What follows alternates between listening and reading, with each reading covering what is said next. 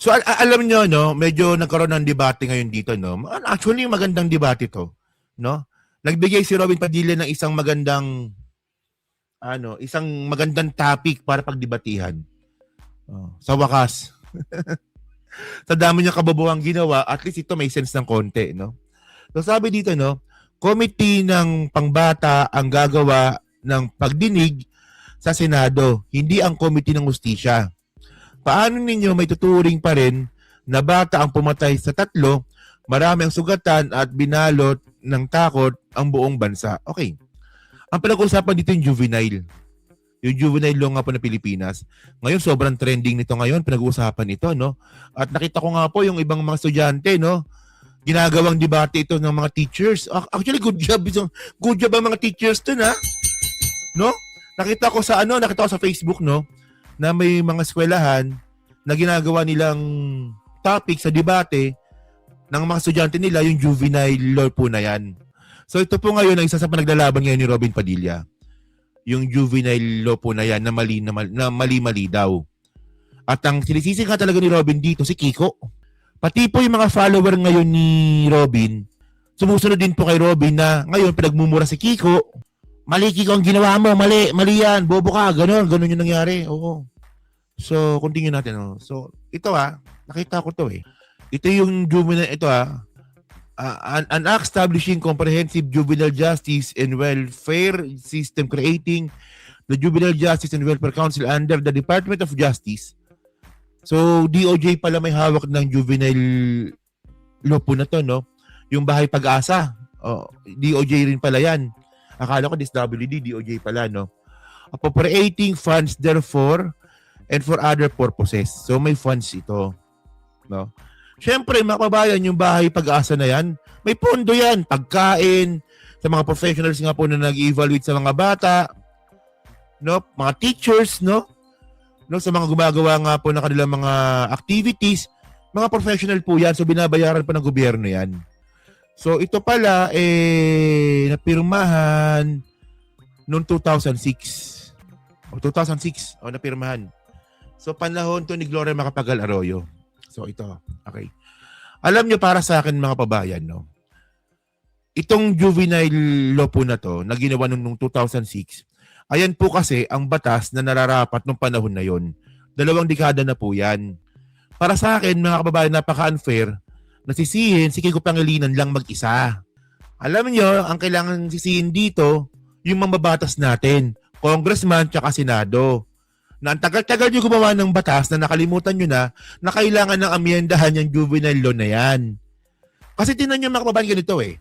Karamihan po ng mga karamihan po ng mga kabataan po na yan na nasa Bahay Pag-asa, karamihan sa kanila, may mga kasong rape, may mga kasong droga, may mga kasong pagnanakaw. At karamihan sa mga yan, mga kababayan, hawak ng mga sindikato.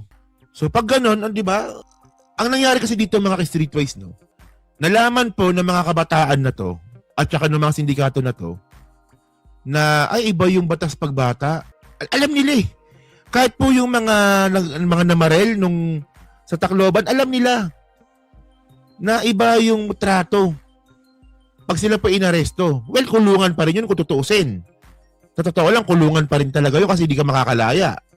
Wala ka, may dalaw ka 2 times a week, di ba?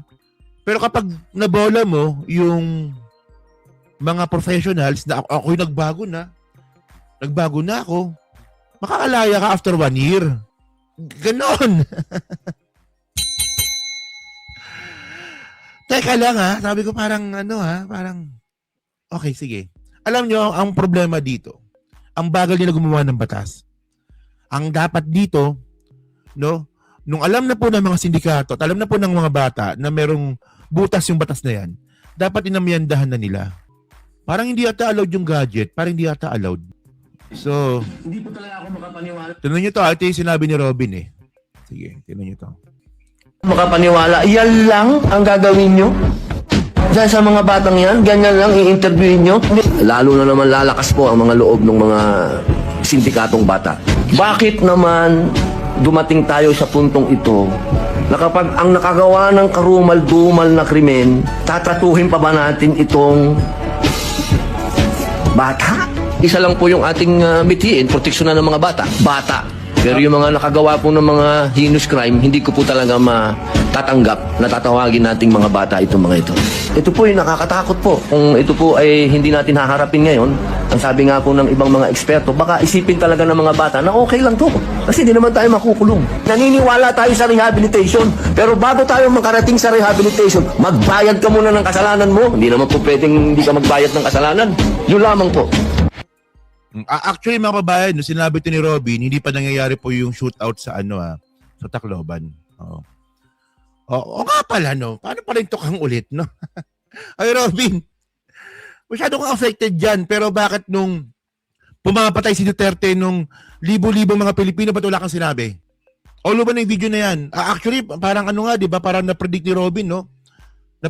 Hindi ha, medyo medyo tama siya dun ha. Medyo na-predict ni Robin. At teka lang, may mali dyan ha. May mali dyan sa juvenile na yan ha. Then nagkaroon ng shootout. Pero bakit nga po nung panahon nga po ni Digong, ba't wala kang sinabi? Ito nga, bata eh. Bata! Bata!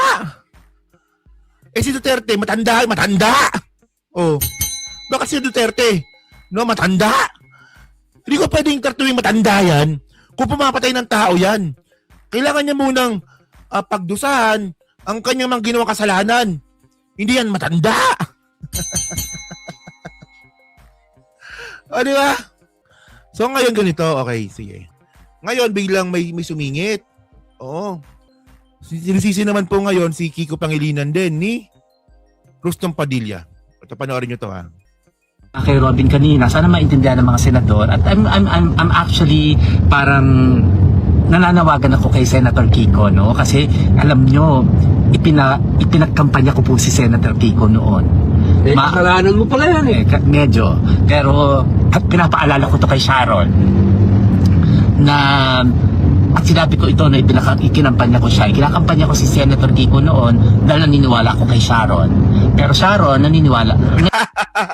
Parang labo, no? Kinampanya ko si Kiko noon dahil naniniwala ako kay Sharon. Dapat naniniwala kay Kiko, hindi kay Sharon.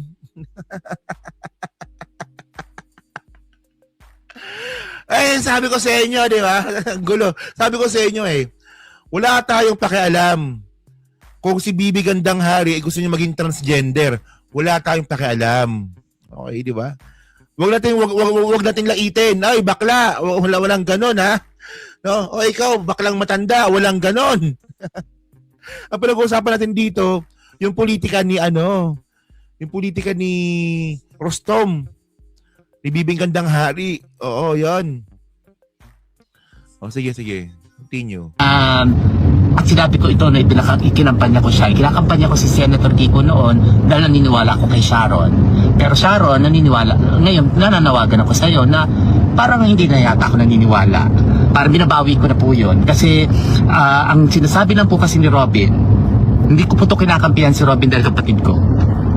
Ganda ni no? Ganda ni Bibi Gandang Hari, no? Kahit matanda na. Ganda, no? Sabi niya, wala daw siyang retoke. Sabi niya, wala daw retoke. Ewan ko lang kung totoo yun, ha? Pero naniniwala ako sa paninindigan niya pagdating dito. Unang-una kami po ay pinalaki ng mga magulang namin sa disiplina. My dad and my mom didn't spare the rod. Ayan na. Walang damayan ng magulang. Yan tayo Walang damayan ng magulang kasi. Alam nyo, pag kayo po naninindigan sa isang usaping politika, huwag nyo idadama yung magulang ninyo. Kasi una sa lahat, mga kababayan, mauungkat po yan. Okay, balikan natin yan. Kasi mga ka-streetways, no, sabi ni Bibing Gandang Hari, tinan nyo sabi niya dito Pero naniniwala ako sa paninindigan niya pagdating dito. Unang-una kami po ay pinalaki ng mga magulang namin sa disiplina. My dad and my mom didn't... Unang-una, pinalaki daw sila ng ng kanilang magulang sa disiplina. Okay. Search natin kaya. Search natin. Okay. Si Robin merong dalawang pangkapatid. Bukod kay Bibi Gandang Hari, no? So, una niyang kapatid, anong pangalan nito ng una niyang kapatid? Si Romel. Si Romel Padilla, ang una niyang kapatid. Si Romel Padilla, mga kababayan, Romel Padilla surrenders, jailed. Okay. Pasig City, June 3, 1998. Romel Padilla finally surrendered yesterday, 12 days after he was sentenced in absentia to 8 years in prison for illegal possession of firearms. Pinalaki ng maganda ng magulang pero ex-convict din pala. Ngayon, hindi lang yan, meron pa.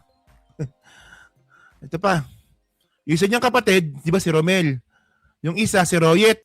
Oh, Royet Padilla arrested for illegal gun firing incident. So, nakulong din to, si Royet. At saka, meron pa yan. Robin Padilla's brother, si Royet din to arrested for alleged wife beating. Nang bubugbog pa yun, Royet Padilla. Royet Padilla. The elder brother of actor Robin Padilla was arrested for allegedly beating up his own wife. So, yan ang sinasabi natin mga ka-streetwise, no? Kapag kayo lang ang nag-uusap, pag tayo lang nag-uusap about sa paniniwala ninyo sa politika, huwag niyong idadama yung mga magulang ninyo. Mauungkat yan. Well, kung pinalaki pala kayo ng magulang ninyo ng maayos, bakit puro ex-convict yung mga anak? Di ba? Ayoko sabihin na ikaw bakla kasi hindi naman connected yun, pero pero sabi ko na, sorry. Pero ang point natin dito, kung dinadamay mo yung magulang nyo dito, bakit yung mga anak ex-convict? Ayaw nga pala, si Robin din pala nakulong. O nga pala. Kalibutan ko rin pala. O nga pala. Si Robin din pala, ex-convict din. Tapos yung senador. Grabe, no? Galing natin talaga mga Pilipino, no? Yung gumanap sa Mista na movie for ex-convict. Kaya nga, di ba? Walang damayan ng magulang, di ba? So, continue nga natin. Ano bang sinasabi pa nito ni Bibig? Kay Robin kanina, sana maintindihan ng mga senador. At I'm actually lumaki po kami. Sayang, nananahimik na sana to, no? Mababash pa tuloy ngayon. Bobo rin pala to, eh. Parang kapatid niya rin, eh. Bobo rin, eh. Ganun talaga, no? Ano ba? Nasa dugo pa yung pagiging bobo? Nananahimik na to si Bibi Gandang Hari, no? Ay yung mga content dito sa YouTube, mga babayan, tungkol sa fitness, sa wellness, about sa beauty. Tapos yan, bilang magpupolitika, mababash ka dito, bobo ka rin pala. May takot sa Diyos, may takot sa magulang, may takot sa authorities, may takot sa mga teachers, sa principal, sa lahat po, no? Okay. So, lumaki po kami dyan. So, Okay. naniniwala ako, yung sinasabi po ni Robin, hindi po ito para parusahan yung mga bata. Ang sinasabi po niya is pagkaroon ng deterrent, magkaroon ng kinatatakutan ang mga bata. So sinusulong po niya itong mga panukala na ito, hindi para ikulong ang lahat ng mga 10 years old. Ay, ang tanong dito, ano ka nalaman ni Kiko dyan? Ano ka nalaman ni Kiko? Di ba?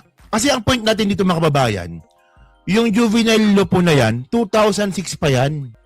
Binuo pa nga yun, 2003, pagkakaalam ko eh. Sa sobrang tagal gumawa ng batas, inabot ng 3 taon eh. Oh, year 2006 pa yan, 20 years na yan. So, ang kailangan lang dito, i-amend. Amiyandahan ninyo. Kaya nga kayo senador eh. Ngayon sisisihin ninyo yung juvenile nung nangyari noong 2006.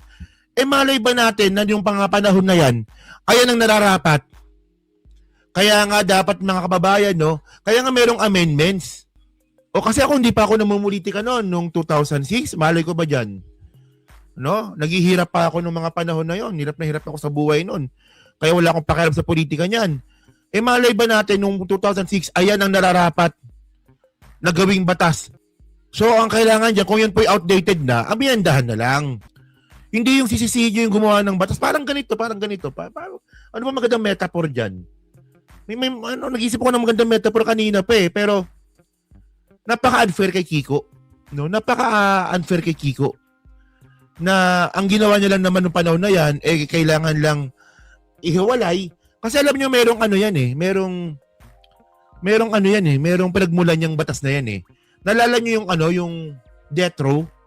Alam niyo yung Death Row na na pelikula ni Kogi Domingo at saka ni Eddie Garcia. Ayun yun. Ayun yun.